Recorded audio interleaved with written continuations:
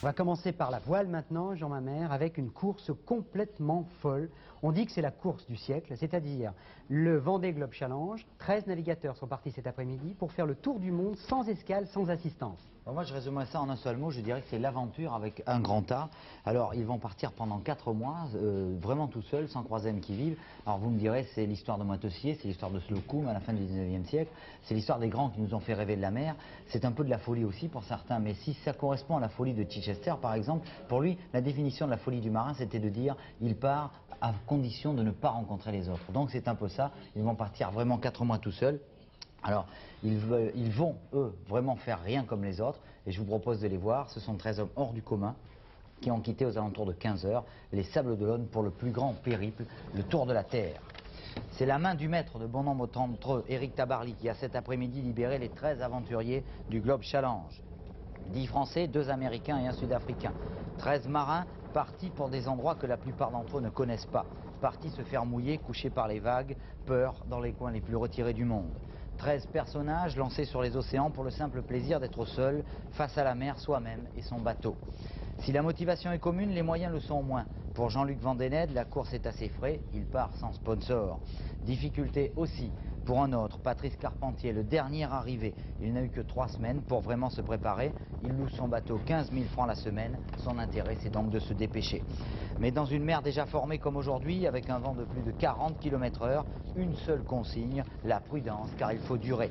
Un tour qu'ils espèrent effectuer pour les meilleurs en 120 jours, par les 3 caps sur les 3 océans, Atlantique, Indien et Pacifique, sans croiser âme qui vive entre les Sables d'Olonne, départ et arrivée. Une aventure encore plus folle que celle de 1968, lorsque Robin Knox Johnson est le seul des 4 engagés à ramener son ketch de 10 mètres Swahili au port de Falmouth après 313 jours de mer. Une aventure insensée, d'où Moitessier, alors qu'il a course gagnée, préfère s'évader et partir pour les îles. D'où Donald Crowers, l'anglais, ne reviendra jamais. Marin mythomane, il n'annonce que des positions erronées, il se suicide avant qu'on ne découvre la supercherie. Le tour du monde en solitaire, c'est un rêve, un mythe, une aventure qui fascine. Quelque chose de tellement immense que Jean-Yves Terlin, pourtant un habitué, préfère en rigoler. Ils vont partir pendant 120 jours dans leur petit intérieur de 3 mètres carrés plus ou moins décoré, tout en trompe-l'œil pour Loïc Perron. Plus fonctionnel et éclairé pour Titouan Lamazou. Proche de l'an 2000 pour Philippe Poupon. Pour certains, on entre dans le 21e siècle, mais pour d'autres, comme chez Jean-Luc Vandened, ce serait plutôt le 19e siècle. Dépouillement total et simplicité, que dire alors de Jean-François Coste à bord de Cacharel, l'ancien Penduc 3, le plus petit et le plus vieux bateau de la course. 4 mois à vivre seul, pour la cuisine, le ménage, la mise au point, le bricolage, dans n'importe quelles conditions et par tous les moyens, mais tout est prévu ou presque. Pour éviter toute agression d'humidité, tous les vêtements, toutes les pièces électroniques, toutes les piles, tout va sous vide. Même les petites barres de chocolat et de noisettes, c'est sous vide. C'est déjà emballé, plus encore sous vide. Il vaut mieux car les conditions seront souvent extrêmes. Seuls face aux éléments, ils pourront toujours faire la fête au passage de l'équateur, le jour de Noël, le 1er janvier ou encore au passage du Horn. Mais tout cela sans jamais s'arrêter et ils l'ont sciemment choisi. Le fait de ne plus jamais s'arrêter, de s'isoler complètement et de vraiment de vouloir vivre cette histoire, un homme, un bateau de l'océan, c'est de la surenchère pour l'aventure, mais surtout pour cette espèce de communion avec son bateau. Aujourd'hui, c'est la dernière fois qu'ils se voient pour 4 mois. Ils sont depuis 15h15 seuls face à leur destin. Bonsoir, retour donc sur la terre ferme pour Titouan Lamazou. Le navigateur français a bouclé un tour du monde à la voile, en solitaire et sans escale. Comme pour qu'il reste encore un petit peu avec lui, le vent était pratiquement tombé cet après-midi au large des Sables d'Olonne. Et la patience de ses parents, de ses amis ou de ses supporters a été mise à rude épreuve. Nous allons rejoindre tout de suite en direct des Sables d'Olonne Yves Rétif de la station des Fers 3 de Nantes. Yves, une seule question, est-ce que l'écureuil d'Aquitaine a franchi maintenant la ligne d'arrivée ? Non, Marc, Écureuil d'Aquitaine n'a toujours pas franchi la ligne d'arrivée. C'est une insoutenable attente ici sur les pontons des Sables d'Olonne. Le bateau est à portée de vue des émetteurs des Fers 3. Vous le découvrez en même temps que nous sur ces images. Les voiles faceillent, il n'avance pas, il n'y a pas de brise thermique. Il est à quelques, même pas 1000 peut-être, de la ligne d'arrivée. C'est très trompeur, bien sûr, avec ces images nocturnes. Les petits faisceaux qui sont autour sont ceux des bateaux qui l'accompagnent. On l'attend d'une seconde à l'autre. Peut-être va-t-il franchir la ligne là en direct. Non, je ne le pense pas. Je n'entends pas les klaxons, les sirènes qui doivent saluer cette victoire après 109 jours seul face à la mer, après 26 000 milles nautiques, 50 000 kilomètres, un tour du monde complet, un record battu, celui de Kersozon, battu de 15 jours, et cela avec un monocoque cette fois-ci. Bref, l'insoutenable suspense continue aussi au Sables d'Olonne. De toute façon, l'arrivée n'aura pas lieu dans le port des Sables. Une fois que Titouan-Lamazou sur Écureuil d'Aquitaine aura coupé la ligne, eh bien, il faudra attendre parce que le chenal n'est pas accessible. Nous sommes à marée basse ici, dans le port des Sables. Nous continuerons cette nuit pour en savoir davantage. Yves, il n'y a pratiquement plus du tout de vent là ce soir au Sables d'Olonne. On a vu à l'instant les images là. Il n'y a plus du tout de vent. Ah, on me confirme qu'il vient de passer la ligne. Titouan-Lamazou, vainqueur du premier Globe Challenge, le Vendée Globe Challenge. On me confirme à l'instant que ça y est, il a gagné. Vous le vivez en même temps que nous, en ce moment même. Alors pour l'interviewer, ça sera sans doute un petit peu difficile. Est-ce que vous imaginez seulement la tension de la famille alors que Philippe Poupon vient nous rejoindre à l'instant? Venez Philippe, vous concurrent malheureux de cette épreuve. Philippe, qu'est-ce que vous vivez là en voyant cette victoire qui aurait pu être la vôtre? Oh non, j'en suis pas là. Là, je suis venu accueillir Titouan qui est le vainqueur de cette course. Et moi, c'est plus ma course. Enfin, ça s'est arrêté il y a déjà 3 mois. C'est lui qui gagne et c'est un grand copain. Philippe alors, Poupon, avec beaucoup de Philippe plaisir. Poupon, Question de Marc Marc. Non, mais je retransmettrai votre question, Marc. Oui, Philippe Poupon, vous avez déjà gagné des courses importantes. Est-ce que l'on peut dire ce que ressent en ce moment Titouan-Lamazou? Ah, je crois que c'est difficile. Bon, moi, j'ai connu un petit peu ça, mais là, je crois que c'est encore beaucoup plus fort. Parce que cette course avait quand même beaucoup plus de puissance au niveau du temps passé en mer, entre autres. Oh ben, je crois que c'est, en 2 mots, ça va être très dur. Hein. C'est à la fois le plaisir bien sûr, d'arriver. C'est une course merveilleuse, quoi. Voilà, On parce s'est tous qu'on passe bagarrés d'un seul pour coup essayer de la gagner. Titouan la gagne, c'est super. On passe d'un seul coup de la solitude absolument. Après, c'est ce qui va se passer après la ligne. C'est toute la foule. Alors justement, ce qu'on voudrait savoir, comment on réagit justement après 109 jours de solitude? Est-ce qu'il se rend compte qu'il y a toute l'Europe là, médiatique qui l'attend? Bah, je pense qu'il le sait. Il le sait, on le savait quelque part. On savait très bien que celui qui allait gagner cette course allait trouver au Sables d'Olonne un accueil et puis, je dirais, une notoriété. Enfin, il le sait. Alors, je sais pas. Je crois que c'est personnel. Hein. On peut pas se mettre à sa place parce que c'est quelqu'un de très fort au niveau du caractère. Et il va bien le vivre. Voilà, Yves Rétif, est-ce que l'on peut dire peut-être un mot de parler de qui est Titouan-Lamazou? C'est un navigateur un petit peu hors du commun, c'est aussi un peintre, c'est aussi un écrivain. C'est un enfant d'Aquitaine avant tout, c'est un poète, c'est un homme qui a vécu au Maroc. Vous avez résumé l'essentiel, c'est un petit peu un surdoué, un touche-à-tout. Il réussit en voile comme il a réussi en poésie, en livre pour enfants, comme il voudrait maintenant se consacrer à la peinture. Quelle sera sa vie ensuite? On ne le sait pas. On imagine seulement l'intense émotion en ce moment même de son père, de sa mère, de son enfant qui sont là-bas sur une vedette à côté de lui dans la baie des Sables d'Olonne alors qu'il vient de réussir cet exploit extraordinaire de gagner le premier Vendée Globe Challenge, une circumnavigation autour du globe. Yves Rétif, merci. Vous venez donc de vivre en direct dans ce journal l'arrivée de Titouan-Lamazou à bord d'Écureuil d'Aquitaine. Et puis, quand même, au passage, un sacré coup de chapeau à toutes les équipes de l'A3 qui, depuis très tôt ce matin, vous font suivre donc cet événement en direct et vous ont permis ce soir de voir ces images donc en direct, la ligne d'arrivée et la victoire de Titouan-Lamazou dans le Vendée Globe Challenge.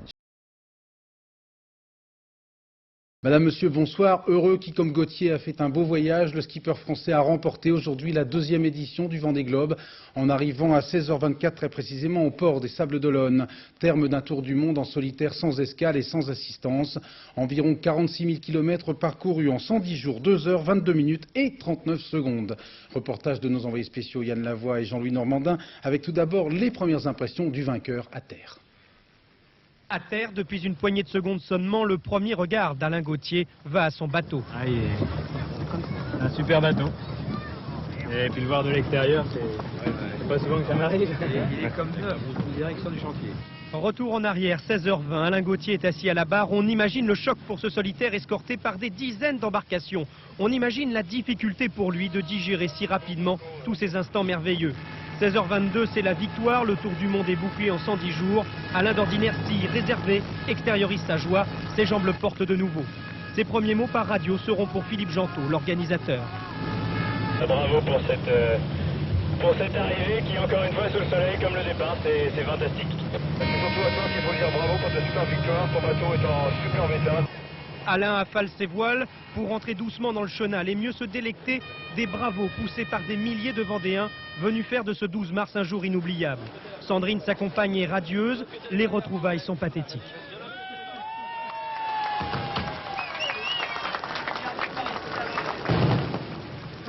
Mais que lui a-t-elle glissé à l'oreille? Que sa nouvelle coupe de cheveux lui allait très bien. Le retour du bonhomme sur la terre ferme méritait un plus grand respect, mais personne ne voulait manquer ses premiers mots qui sont allés à De Brock, valeureux adversaire, à Nigel Burgess, décédé après quelques jours de course, et puis au public venu l'accueillir. On sait qu'on va être bien accueillis, mais ça dépasse toujours l'entendement et ce à quoi on pensait.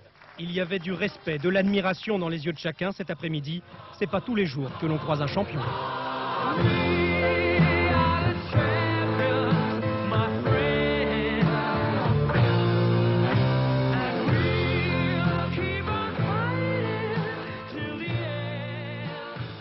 On mesure encore mieux l'exploit en rappelant que sur les 14 concurrents au départ, 6 seulement vont boucler ce Tour du Monde. En rappelant surtout que cette course a été endeuillée par une double disparition, celle de Mike Plant et de Nigel Burgess. Les héros du Vendée Globe nous ont donné au cours de cette année 97 une immense leçon de courage, un tête-à-tête entre les marins et le Grand Sud, à la fois grandiose et effrayant. De Jerry Roof disparu à Christophe Auguin, le vainqueur de ce Tour du Monde. Ils sont allés jusqu'au bout de cette grande aventure humaine.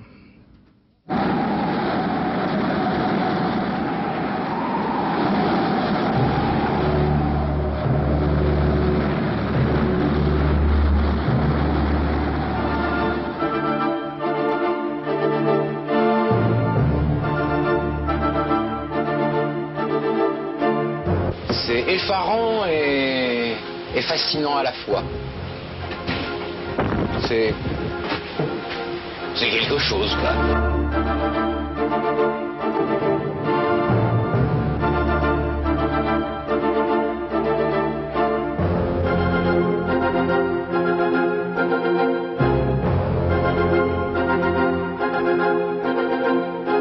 Playing full my lifeboat 10 minutes after my boat sank.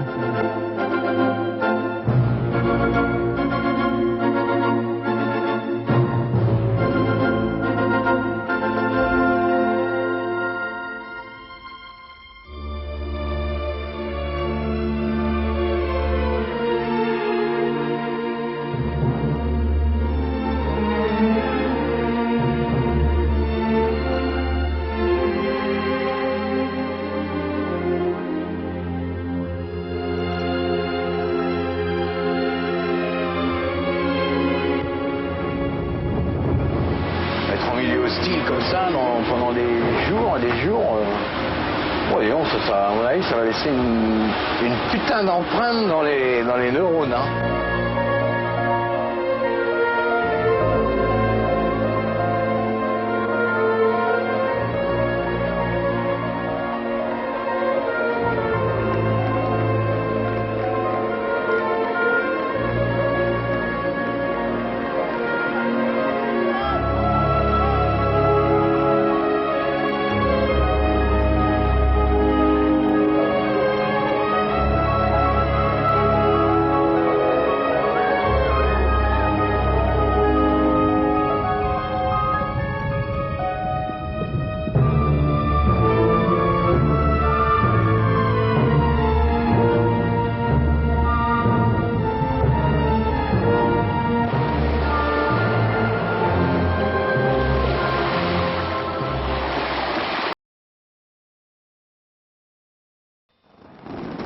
« 20h08, Michel Desjoyaux coupe la ligne d'arrivée de ce 4e Vendée Globe.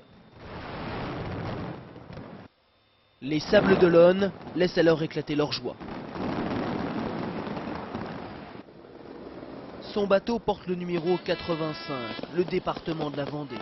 Une victoire à domicile en quelque sorte devant un public nombreux qui attend son héros depuis le milieu de l'après-midi. Ils ont bravé la pluie, bravé le froid et maintenant c'est la brume qui gêne la visibilité, peu importe.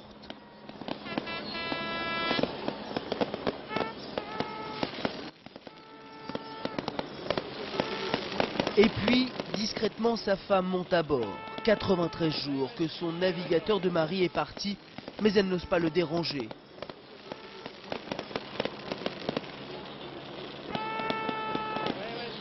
Bientôt, l'équipage s'agrandit. Photo de famille avec ses 3 garçons.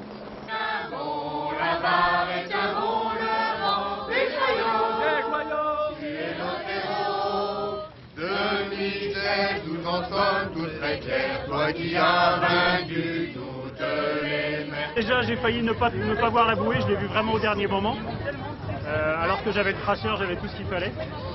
Et il y a eu quelques secondes encore où c'était de la régate, comme si c'était, comme je disais tout à l'heure, un parcours côtier de l'après-midi. Mais c'est évident que toute l'approche avec tous les bateaux derrière, c'était vraiment... J'ai jamais vu ça et je crois que je ne verrai jamais ça de ma vie. Un tour du monde, ça laisse forcément des traces. Et une fois à terre, Michel Desjoyaux est un peu déboussolé.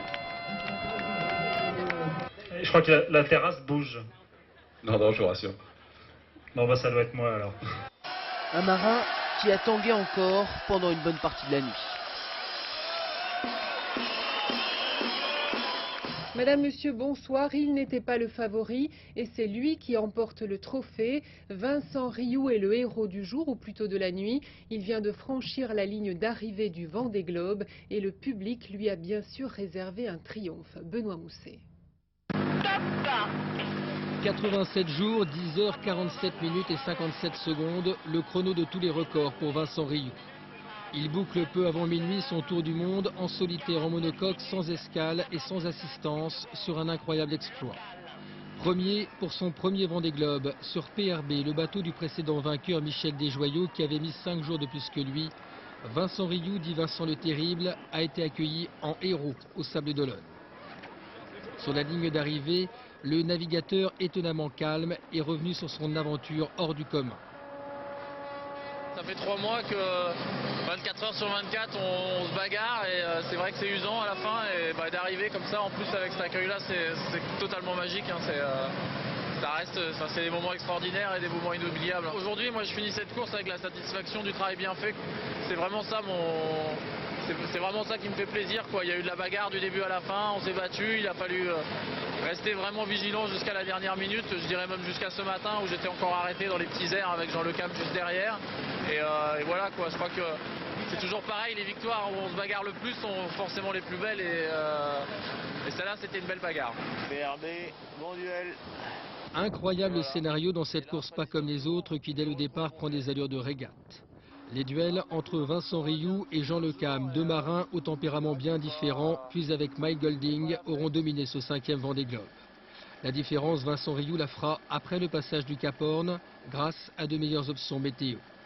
Le suspense de ce final à 3 a donc pris fin aujourd'hui. Vincent Rioux peut savourer son éclatante victoire dans le chenal des Sables d'Olonne où des dizaines de milliers de personnes sont venues l'accueillir. Avec ses proches, Vincent Rioux va pouvoir enfin regarder derrière lui et attendre sans crainte ses 2 poursuivants attendus, eux, dans les heures qui viennent. Attention, dans quelques secondes. Et top pour Foncia, Michel Desjoyaux, vainqueur du Vendée Globe. Ainsi s'achèvent 84 jours et un peu plus de 3 heures de solitude. Michel Desjoyaux remporte le Vendée Globe pour la 2e fois.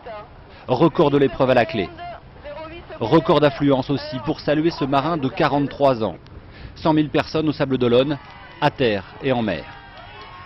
À bord du monocoque, l'heure est aux retrouvailles. Les amis, la famille, quelques secondes d'intimité à peine avec Régine, son épouse, dans cette cabine où Michel Desjoyaux a construit son exploit. Parti avec 40 heures de retard, le professeur savoure enfin. C'est incroyable, il y avait en plus le petit rayon de soleil qui fait que la lumière est magique, c'est magique tout simplement, c'est indescriptible, faut le vivre. Il y a 8 ans, Desjoyaux était arrivé en pleine nuit. Cette fois, à l'heure du goûter dominical, l'hommage populaire était à la hauteur de ce brillant champion. C'est merveilleux, C'est un vrai moment de bonheur qui fait vivre à tout le monde, je crois, pas que les potes, c'est à tout le monde, toute la France qui l'a suivi, enfin partout quoi. Grand monsieur, un grand marin, du respect, vraiment beaucoup de respect. Michel Desjoyaux, ou l'homme volant. Son palmarès en fait désormais le skipper le plus titré de l'histoire de la voile. Pendant que les autres sont encore sur l'eau, lui est déjà passé au champagne.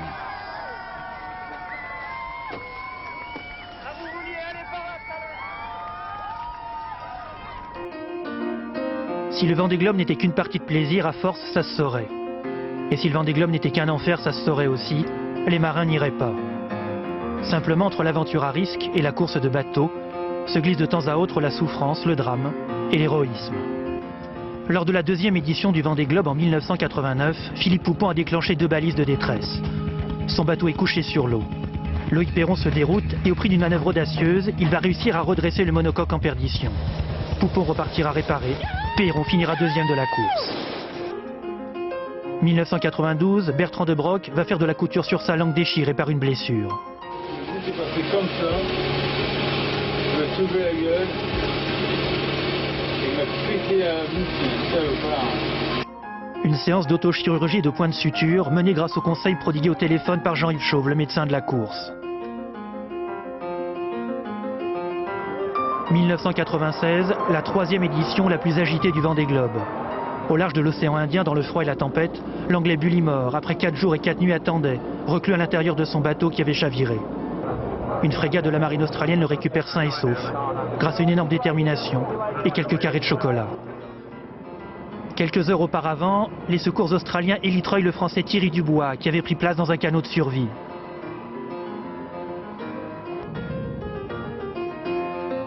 « 1996, Raphaël Guinény est à bord d'un bateau qui a pris l'eau. Miraculeusement, il sera sauvé par l'anglais Pete Goss, qui se déroute, le récupère en pleine mer et le ramène à bon port en Australie. Lors de cette édition du Vendée Globe, le Canadien Jerry Rouve disparaît dans des conditions dantesques. On retrouvera son bateau, jamais la mer ne rendra son corps. Bonsoir François Gabard et merci énormément d'être avec nous. Depuis 16 heures, vous enchaînez les interviews avec une facilité déconcertante. Vous avez été seul en mer 78 jours. Comment avez-vous vécu le retour sur Terre, ce moment où vous êtes accueilli par des dizaines de milliers de personnes au Sables d'Olonne? La transition est brutale mais tellement belle. C'est vrai qu'après avoir vécu comme ça, tout seul sur un bateau, pendant 3 mois, avec toutes les difficultés que ça a, et on arrive et on voit toute cette foule qui a rêvé avec nous, qui a vibré, je pense, pendant ces 3 mois de course. Et ça fait chaud au cœur, ça fait plaisir. Merci à toutes les personnes qui sont venues aujourd'hui sur le Journal des Sables, parce que grâce à vous, j'ai pu vivre un moment exceptionnel. On vous remercie aussi, François Gabard. Surtout vous, vous êtes aujourd'hui entré dans la légende. On a entendu plein de compliments, notamment sur votre simplicité, votre humilité. Certains vous comparent à Éric Tabarly. Est-ce que vous avez un petit peu peur de devenir un héros? Non, je crois pas avoir peur de ça. Non, je fais simplement du bateau. J'essaye de faire du bateau le mieux possible. Après, voilà, ce qui se dit autour, ça peut éventuellement, là en l'occurrence, ça ne serait que flatteur, donc ça ne me fait pas peur. Ce qui nous frappe chez vous, c'est que depuis le début, vous avez le sourire. Qu'avez-vous appris sur vous pendant ce tour du monde en solitaire? J'ai appris qu'on était capable de faire énormément de choses tout seul sur un bateau. J'ai appris qu'on était capable d'aller très vite, d'avoir des coups durs et puis de passer au-delà de tout ça, de trouver de l'énergie au fond de soi et puis être fatigué à nouveau, mais de retrouver encore de l'énergie. J'ai appris qu'un bonhomme tout seul sur un bateau était capable de faire plein de choses et c'est plutôt très très agréable. Mais il y a eu des moments où vous avez craqué? Craquer au point de ne pas franchir une arrivée, non. Des moments difficiles, oui, évidemment, il y a des moments difficiles, c'est normal. Mais voilà, j'ai réussi à faire face à chaque fois, à respirer un grand coup, puis à repartir à l'attaque parce qu'il fallait rien lâcher. Il y a Armelle là qui vient d'arriver, je ne sais pas si vous entendez le bruit derrière, mais voilà, la course a été très serrée avec lui. Elle l'est même quand on arrive à terre. Comment et donc vous voilà, avez on avait vécu... une compétition qui ne nous permettait pas de se libérer. Et comment vous avez vécu ce duel cette compétition avec Armel Lecléache? Je l'ai très bien vécu. Enfin, ça a été difficile, je le cache pas, mais je pense qu'on a vraiment eu, pour les compétiteurs que nous sommes tous les deux, je connais bien Armel, je sais que c'est un compétiteur, je le suis aussi. On a eu la chance, le privilège immense d'avoir une régate à 2 bateaux pendant des semaines, et ça c'est vraiment une chance énorme. Alors je suis très heureux parce qu'en plus je l'ai gagné, donc forcément ça facilite un petit peu le jugement, mais je pense qu'Armel a aussi vécu un beau moment de voile, un beau moment de compétition, et c'est vraiment beau à voir, et j'ai hâte de vous quitter après pour aller le féliciter et aller le serrer. Allez-y, foncez rejoindre votre ami, votre copain Armel Lecléache. Merci 1000 fois et bravo encore. On voit d'ailleurs ces images en direct qui nous parviennent des Sables d'Olonne, de l'arrivée. Ça y est, il est sur terre, d'Armel Lecléache, qui a donc lui aussi réalisé un tour du monde en moins de 80 jours.